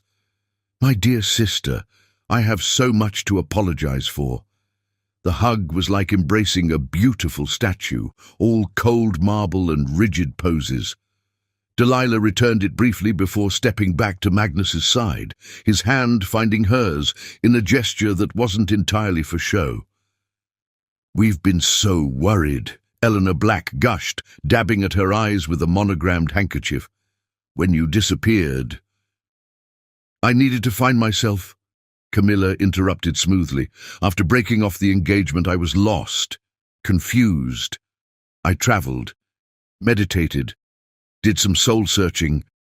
She turned her million-dollar smile on Magnus. "And now I see everything worked out exactly as it was meant to. You and Delilah. It's like fate." Magnus's answering smile held just a hint of the predator beneath. "Indeed it is. Though I'm curious about your time in Monaco. The meditation centers there must be extraordinary." A flicker of unease crossed Camilla's face, quickly masked. "Oh, I wasn't in Monaco. You must be thinking of someone else." "Must be," Magnus agreed amiably. "My memory still plays tricks sometimes, though it's getting better every day." The afternoon unfolded like an elaborate dance, with Camilla trying to maintain her narrative of spiritual awakening while probing for information about Magnus's condition and the company's status. Every question was met with carefully crafted responses that revealed nothing while implying everything. "I've been reading about your recovery," Camilla mentioned over tea. "The medical community must be fascinated." "They are," Delilah answered before Magnus could, "though they've all signed rather extensive confidentiality agreements. Patient privacy, you understand." The warning was clear. There would be no medical records for Camilla to acquire, no proof of Magnus's previous condition or current status. As they prepared to leave, Camilla pulled Delilah aside in the foyer. "Sister dear, I was hoping we could have lunch tomorrow. Just us girls. I have so much to tell you." Delilah met her sister's eyes, seeing the familiar calculation there. "Of course," she agreed. "The plaza at 1? We can catch up properly." In the car heading home, Magnus waited until they were well away from the house before speaking. "She's planning something." "Obviously," Delilah agreed. "But what?" "Mitchell's finished. Winston Enterprises has withdrawn their takeover bid, and all her inside information is worthless now." "Which makes her dangerous." Magnus's expression was grim. "She has nothing left to lose." That evening, as they prepared for a charity gala, another carefully staged opportunity to showcase Magnus's ongoing recovery, Delilah received a text from an unknown number. Little sister, always so eager to play dress-up in other people's clothes. First my wedding dress, now my life. But some things don't fit as well as they appear. Lunch tomorrow will be illuminating. Delilah showed the message to Magnus, who read it with narrowing eyes. She's trying to rattle you. It's working, Delilah admitted. Camilla only gets this confident when she thinks she has an unbeatable hand. Magnus pulled her close, pressing a kiss to her temple. Then it's a good thing she doesn't know she's playing against both of us now. Go to lunch tomorrow. Let her show her cards. Whatever she thinks she has, we'll handle it together. The gala that night was a triumph. Magnus played his role perfectly, intelligent but still occasionally hesitant, clearly improved, but not quite his old self. Delilah stayed close, offering subtle support that everyone interpreted as devotion. They were the perfect picture of a loving couple overcoming adversity together. But later, in the sanctuary of their bedroom, Delilah couldn't shake her unease. What if she knows something? About the original deception, about your condition being an act? Magnus pulled her into his arms, his public persona completely gone. Then we'll deal with it. Your sister isn't the only one who can play the long game, love. And she's about to learn that some bonds are stronger than blood. As Delilah drifted off to sleep, she couldn't help but wonder what tomorrow's lunch would bring. Camilla had always been brilliant at finding people's weak spots, at exploiting vulnerabilities for her own gain, but she had never faced an opponent like Magnus, nor dealt with a sister who had learned to play the game as well as she did. The stage was set for a showdown, and this time, Delilah was ready. She wasn't the same woman who had stepped into her sister's place all those months ago. She had learned, grown, found strength she never knew she possessed, and found love she never expected. Whatever Camilla was planning, she would soon discover that some performances become reality, and some masks reveal more truth than the faces beneath them. Chapter 10. Betrayal's Bitter Taste. The Palm Court at the Plaza Hotel had always been Camilla's favorite stage for her performances. Delilah arrived precisely at 1 o'clock to find her sister already seated at the best table, looking exactly as she had during her reign as Manhattan's most ambitious socialite. Her Chanel suit was pristinely tailored, her sleek, dark hair arranged in elegant waves, her makeup perfect. "Darling," Camilla rose to air-kiss her cheeks, her smile razor-sharp. "You're looking well. Marriage clearly agrees with you." "Thank you," Delilah replied, taking her seat. "Though I doubt you arranged this lunch to discuss my marriage." Always so direct. Camilla signaled for the waiter. "Can't sisters simply catch up?" They ordered Camilla's usual champagne and the salad, Delilah's tea and sandwich, and maintained pleasant small talk until their drinks arrived. Only when they were truly alone did Camilla's mask slip slightly. "You've played the game beautifully," she began, stirring her champagne with a perfectly manicured finger. "The devoted wife, nursing her damaged husband back to health. It's quite the fairy tale. But we both know fairy tales aren't real, don't we?" Delilah met her sister's gaze steadily. "What exactly are you implying?" "Oh, not implying, darling. Stating," Camilla reached into her Hermes bag, withdrawing a slim folder. "You see, while everyone was watching Magnus's miraculous recovery, no one was watching his medical records from Switzerland. No one except me." She slid the folder across the table. Inside, Delilah found detailed reports from the private clinic where Magnus had recovered from his accident. "These prove nothing," she said, though her heart was racing. "Don't they?" Camilla's smile widened. "The doctors noted his full cognitive recovery before he left the clinic. There was never any lasting brain damage, which means his subsequent condition was an elaborate performance, a fraud perpetrated on shareholders, the board, and the entire business community." "That's quite an accusation." "It's quite a story," Camilla corrected. "The brilliant heir playing incompetent to expose his enemies. And then there's you, The substitute bride, complicit in the deception. How do you think the SEC would view this level of market manipulation? Delilah took a sip of tea, buying time to steady her nerves. What do you want, Camilla? Finally, we're getting to the point. Camilla leaned forward. I want what was originally mine. Magnus will divorce you, quietly, amicably, with a generous settlement to keep you comfortable. Then, after an appropriate interval, he and I will reconcile. The prodigal fiancé returns, drawn back by love and forgiveness. And if we refuse, then these records go public. Camilla's expression hardened. Magnus's career will be destroyed. The company will face federal investigation. You'll both be implicated in fraud. Your beloved husband will more likely end up in prison than the boardroom. Delilah studied her sister, seeing the absolute conviction in her eyes. Camilla truly believed she held all the cards, that her scheme was foolproof. It was almost sad how little she understood what she was really dealing with. You're right about one thing, Delilah said quietly. I have learned to play the game beautifully, but you seem to have forgotten who taught me. She reached into her own bag, withdrawing a second folder, this one considerably thicker. Would you like to know what this contains? Detailed records of your meetings with James Mitchell going back 8 months before my wedding. Proof that you orchestrated your own disappearance as part of a planned hostile takeover. Bank transfers showing payments from Winston Enterprises to offshore accounts in your name. Color drained from Camilla's face. That's impossible. Those records were destroyed. Were they? Or did Magnus's security team simply let you think they were? Delilah's smile matched her sister's earlier one. You're not the only one who can play a long game, Camilla. You're bluffing. Am I?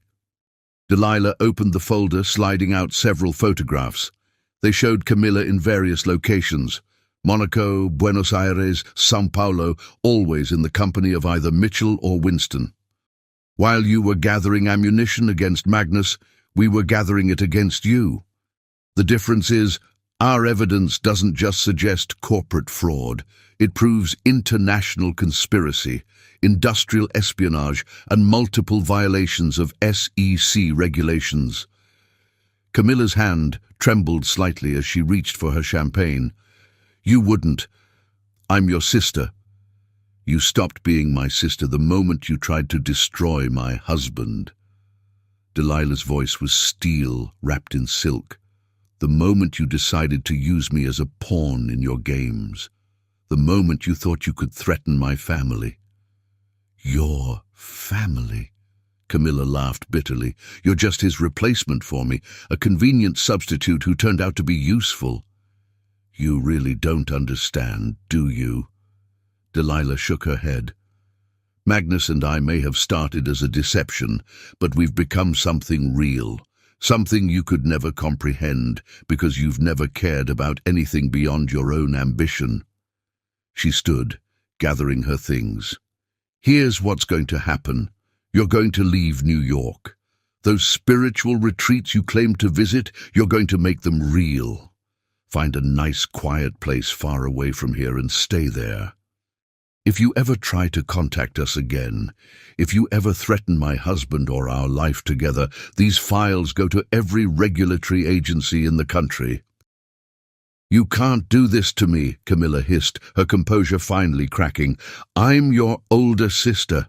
I protected you. No, you used me. Just like you tried to use Magnus, just like you've used everyone in your life, but this time you miscalculated. Delilah leaned down, her voice soft but deadly serious. You taught me how to play the game, Camilla. You just never expected me to become better at it than you. As Delilah walked away, she heard her sister call after her, This isn't over. She turned back one last time. Yes, it is. Goodbye, Camilla. Outside the plaza, Magnus was waiting in their car. One look at her face told him everything he needed to know. It's done? Delilah collapsed into his arms, finally letting the tension drain from her body. It's done, though she threatened to expose everything. Let her try. Magnus kissed her forehead. We've planned for every contingency. Your sister's time in the spotlight is over. As they drove home through the Manhattan streets, Delilah felt a strange mixture of sadness and relief. She had just cut ties with her last blood relative, but in doing so, she had protected something far more precious, the genuine love and partnership she had found in what started as a deception. "Are you all right?" Magnus asked softly, his hand warm around hers. "Yes," she replied, surprising herself by meaning it. "It's just, I never thought I'd have to choose between my sister and my happiness. Sometimes the hardest choices prove who we really are." He lifted their joined hands, pressing a kiss to her knuckles. "You proved you're stronger than anyone gave you credit for, including Camilla." Delilah leaned into his embrace, watching the city blur past the windows. The game wasn't over. It never really would be in their world, but she and Magnus had each other now, partners in every sense, facing whatever came next together. And that, she realized, was worth any price. Chapter 11. Love's True Test. The autumn wind whipped through Manhattan's concrete canyons, carrying with it the scent of change. From the floor-to-ceiling windows of his office at Sorin Industries, Magnus watched leaves dance past, his reflection overlaying the city sprawled below. 3 months had passed since Camilla's departure, and his official recovery was now complete. The business world had welcomed back one of its most brilliant minds, while society columns continued to praise the power of love and dedication that had brought him back from the brink. But success, Magnus was learning, brought its own kind of prison. "The merger projections for Q4, his assistant said, placing another stack of documents on his desk.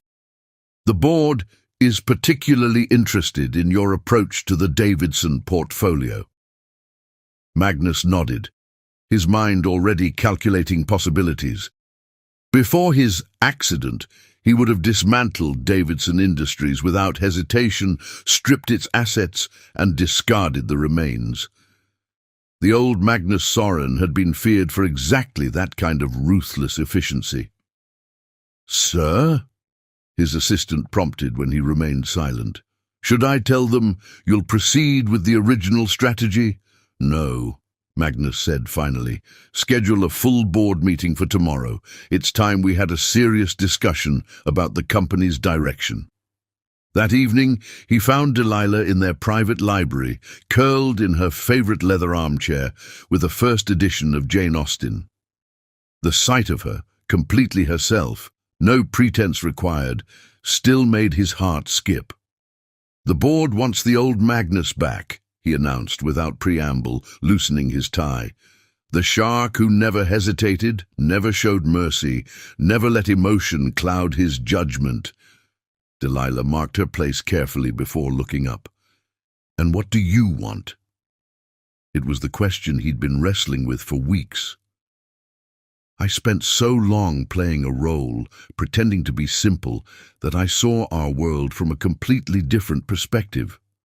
I watched how people treat those they think are beneath them, saw the casual cruelty of corporate politics from the receiving end." He poured himself a whiskey, the crystal decanter catching the evening light. "I'm not sure I can be that person anymore." "Then don't be." Delilah rose, moving to stand beside him. "You've proven you're brilliant enough to succeed without destroying everything in your path. Why not forge a new way?" "Because the board follows strength," she interrupted. "Show them a different kind of power." Before he could respond, his secure phone buzzed. The message made him tense immediately. "What is it?" Delilah asked, recognizing his expression. "Camilla's surfaced in Geneva." He showed her the surveillance report. "Supposedly at a wellness retreat. But she's been meeting with Winston Enterprises' European division. My sources say she's gathering support from our overseas investors, playing on their concerns about the company's new, softer direction. She never could accept defeat gracefully. Delilah's voice held a mixture of sadness and steel. What's her angle? She's suggesting my recovery might be temporary. That trauma could cause a relapse at any time. Some board members are already whispering about the need for contingency plans. The irony wasn't lost on either of them. They had maintained their deception flawlessly for so long, only to face criticism now that they were finally being genuine. "So what do we do?" Delilah asked, though her tone suggested she already had ideas. Magnus's smile held a hint of his old predatory gleam. "We remind everyone why it's dangerous to underestimate us. But this time, we do it our way." They spent the next week orchestrating their response. Magnus introduced new corporate governance policies that impressed ethical investors while simultaneously strengthening his control. Delilah leveraged her connections in the charity world to generate positive press about Soren Industries' renewed commitment to social responsibility. But opposition was mounting. Board members who had grown accustomed to dealing with Magnus's simple persona struggled to adapt to his new management style. Others questioned whether his recovery had changed him too fundamentally to lead effectively. "They're calling an extraordinary general meeting," Magnus announced one morning, reading from his tablet. "Officially to discuss strategic direction, unofficially." "They want to determine if you're fit to lead," Delilah finished. "Camilla's been busy. She's convinced some of them that my recovery might be temporary, that the trauma could return." He set the tablet aside, running a hand through his hair in frustration.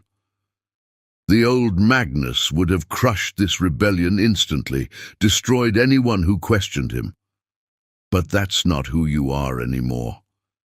Delilah moved behind him, massaging his tense shoulders. "And that's not a weakness, it's an evolution." He caught her hand, pressing a kiss to her palm. "How did I get so lucky finding you?" "You didn't find me," she reminded him with a smile. "You orchestrated an elaborate deception to drive my sister away so I would take her place. Best manipulation I ever planned." His tone was light, but his eyes were serious, though it backfired spectacularly when I actually fell in love with you. The days leading up to the board meeting were intense. Magnus and Delilah worked late into each night, preparing their strategy. This wouldn't be like their previous performances. No more deception, no more masks. This time, they would show everyone exactly who they were. Henrik Soren arrived 2 days before the meeting, his presence both support and complication. "The old guard is nervous," he told them over dinner in their private dining room. "They remember the Magnus who could make markets tremble. This new version, they're not sure what to make of him." "The old Magnus was effective," his son acknowledged, "but at what cost? How many lives did we destroy in the name of profit? How many communities devastated by our strategic restructuring?" Henrik studied him thoughtfully. "You really have changed." "We both have," Delilah interjected. "The question is, can Soren Industries change too?" The morning of the meeting dawned clear and cold. Delilah helped Magnus choose his suit, not the perfectly tailored armor he used to wear, but something that projected both authority and authenticity. "Ready?" she asked, straightening his tie. "With you by my side?" "Always." He caught her hands, holding them against his chest. "Whatever happens in there, whatever they decide, I want you to know that choosing to be real with you was the best decision I ever made." The boardroom was packed when they arrived. Not just board members, but major shareholders and even select press had been invited. Camilla's influence was evident in the setup. This was meant to be a public referendum on Magnus's leadership. But when Magnus stood to address the room, something unexpected happened. Instead of defending himself or making promises, he told the truth. All of it. He explained his original deception, not as a manipulation, but as a desperate measure to protect what he'd built. He acknowledged how the experience had changed him, made him see business and power differently. The Magnus Soren you knew before was a mask, he concluded, his voice carrying clearly through the hushed room. The simple fool I played afterward was a mask, but the man standing before you now is real, a man who believes we can be both successful and ethical, both powerful and compassionate. He outlined his vision for Soren Industries, still aggressive, still profitable, but with a conscience. He showed how their new initiatives had actually increased shareholder value while creating positive social impact. Then he did something unprecedented. He invited Delilah to present their joint strategy for the future. She rose gracefully, every inch the powerful woman she had become. Her presentation was masterful, combining hard data with compelling vision. She showed how their charitable foundation had opened doors to new markets, how ethical business practices had attracted premium investors, how their new approach had positioned them ahead of emerging global trends. When they finished, silence fell over the boardroom. Then, from the back of the room, Henrik Soren stood. "My son has always been brilliant at strategy," he said slowly. "But never more so than when he learned that true strength isn't about destroying your opponents, it's about transforming them into allies." The vote that followed was unanimous. Not only was Magnus's position secured, but their new direction was fully endorsed. The press release went out within hours. Soren Industries was evolving, with Magnus and Delilah as joint leaders of a new era. That evening, they celebrated privately in their garden, watching the sunset paint Manhattan's skyline in shades of gold.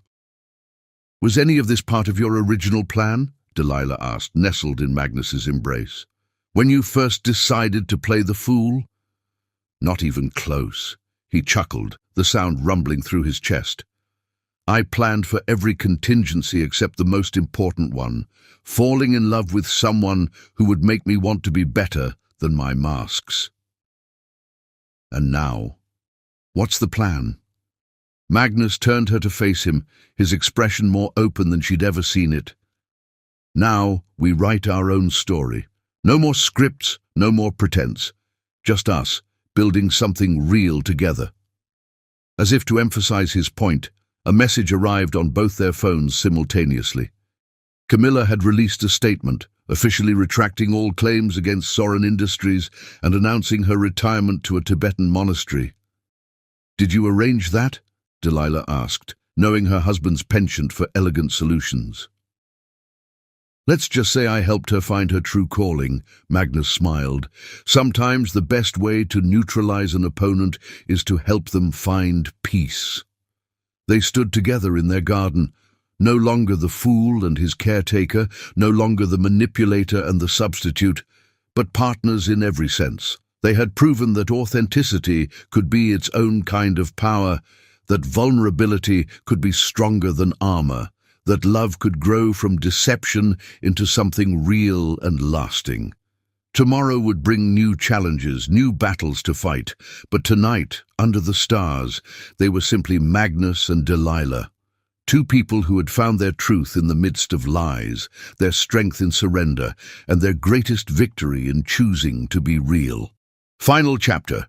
Where Truth Lies Street, Patrick's Cathedral stood bathed in golden light, its Gothic spires reaching toward a perfect autumn sky. 1 year to the day after their first wedding, Magnus and Delilah Soren were about to rewrite their story, not with deception this time, but with unvarnished truth. The morning had begun with an earthquake in Manhattan's social circles. Camilla Black had done more than just retire to Tibet. She had appeared on live television, confessing everything: her original plot with Mitchell, her failed attempt at blackmail, and most surprisingly, her admiration for the sister who had surpassed her. "Delilah succeeded where I failed," she told the transfixed audience. "She took a marriage of convenience and turned it into something real. She took power and made it serve a purpose beyond ambition. In trying to destroy her, I only proved how much stronger she is than I ever was." In the bridal suite of the cathedral, Delilah watched the broadcast on her phone, tears streaming down her face. This wasn't part of Magnus's carefully orchestrated resolution. This was something else entirely. A knock at the door revealed Eleanor Black, her own eyes wet. "She called me this morning," her mother said softly. For the first time in her life, Camilla sounded at peace. Magnus did more than just neutralize her as a threat, Delilah realized. He gave her a chance at redemption. "He learned that from you, darling." Eleanor helped adjust her daughter's veil, not the one from her first wedding, but a new creation of delicate lace.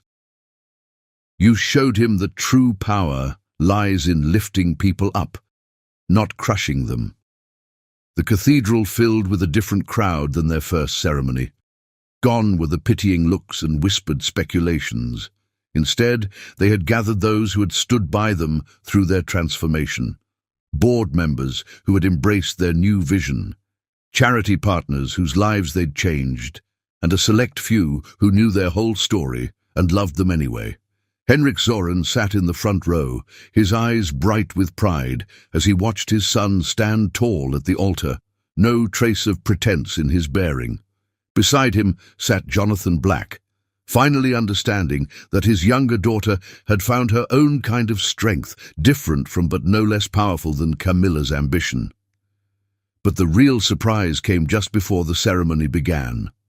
Through the cathedral's side, Duper slipped a familiar figure, Camilla herself, dressed simply in cream-colored silk, her famous ambition replaced by something softer, more genuine. When Magnus and Delilah turned to begin their vows, he spoke first, his voice carrying clearly through the sacred space. "1 year ago, I stood here wearing a mask, playing a role I thought I needed to survive. I had spent 2 years pretending to be less than I was, thinking that deception was the only way to protect what I had built. But you, Delilah, saw through every defense, every pretense, until you found the truth of me. You didn't just play along with my deception, you transformed it into something real. Through you, I learned that true power isn't in what we hide, but in what we dare to reveal." He reached into his pocket, withdrawing not a ring, but a small key. "This opens a vault in our home. Inside, you'll find transfer documents making you full partner in everything I have, not just Soren Industries, but every company, every asset, every dream I've ever held. Because you've become more than my partner in deception or my savior in truth. You've become my heart's compass, pointing always toward what's real and right and worth fighting for." Delilah's voice trembled slightly as she responded, but her words rang with conviction. "I came to you as a substitute, stepping into a role that wasn't mine. I thought I was sacrificing my truth for my family's sake. Instead, I found myself. In pretending to be someone else, I discovered who I really am. You gave me the strength to stop living in my sister's shadow, to become not just a player in the game, but a woman who chooses to be authentic in a world of masks." She paused, one hand drifting to her stomach in a gesture that made Magnus's eyes widen. "And now you've given me something even more precious. A future where our child will never need to wear masks or play roles. A future where they'll know that the greatest power lies not in manipulation or control, but in the courage to be genuinely yourself." The revelation of her pregnancy sent a ripple through the cathedral, but Magnus's face showed only pure joy. He stepped forward, breaking protocol to kiss her then and there, earning chuckles and applause from the assembled guests. The reception was held in the grand ballroom of their home, transformed into an enchanted garden with thousands of twinkling lights and cascading flowers. But the real celebration took place later in Magnus's study, where 3 extraordinary things happened. First, Camilla approached them, not with schemes or demands, but with a gift, their father's antique fountain pen, the one he had used to sign every important document in his life. "For the next chapter of your story," she said simply, embracing her sister with genuine warmth before slipping away to return to her newfound path. Second, Henrik Soren announced his retirement, effectively immediately. "The company needs young blood, new vision," he declared, "and I can't think of two people better suited to lead it into the future." But the third moment was the most powerful. Magnus led Delilah to his private safe, revealing not just the company documents he'd promised, but something far more precious, a leather-bound journal filled with sketches he'd made throughout their journey together. The first drawings showed her as she'd been at their first wedding, uncertain but determined. Each subsequent page revealed her evolution, growing stronger, more confident, more genuinely herself. The final sketch, dated that morning, showed her as she was now, powerful, radiant, and unmistakably pregnant. "You saw me all along," she whispered, tracing the images with trembling fingers. "I saw you becoming yourself," he corrected softly, "just as you saw me becoming myself. Every mask we wore, every role we played, led us here, to this moment of absolute truth." Later that night, as their guests danced below, they stood on their bedroom balcony, looking out over the city they had learned to rule in their own way. Magnus's hand rested protectively over her stomach, where their future grew stronger each day. "Any regrets?" he asked, pressing a kiss to her temple. "Just one," she smiled. "That we can't tell the world our whole story. It would make an incredible novel." "Who would believe it?" he laughed. "The brilliant businessman playing the fool, the substitute bride becoming more perfect than the original, love growing from deception. Truth emerging from lies," she added, turning in his arms. "Power found in vulnerability. A baby conceived in authenticity after a marriage born of deception." Below them, Manhattan glittered like a sea of stars, while above, the real stars wheeled in their eternal dance. They stood between the two, no longer bound by society's expectations or their own carefully constructed masks. The game that had brought them together was over. The performance had ended. What remained was something far more precious. A love story written in truth, a partnership forged in authenticity, a future bright with possibilities they never could have imagined when they first stepped into their roles. Their child would be born into a world of power and privilege, but also one of honesty and love.